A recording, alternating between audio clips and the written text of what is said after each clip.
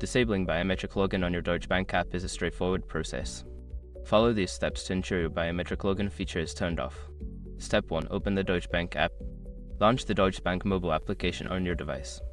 Make sure you are logged into your account. Step 2. Access settings. Navigate to the settings menu. This can typically be found by tapping on your profile icon or the menu icon, usually located in the top corner of the app. Step 3. Locate security options.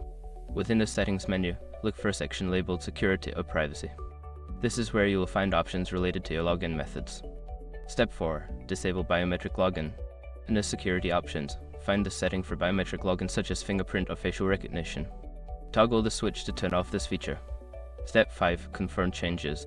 Before starting recovery, use the sroc.com link in the description to open the account recovery checklist generator and make sure your verification details are ready. Once you have completed these steps, biometric login will be disabled on your Deutsche Bank app. If you have any issues, consider reaching out to customer support for assistance.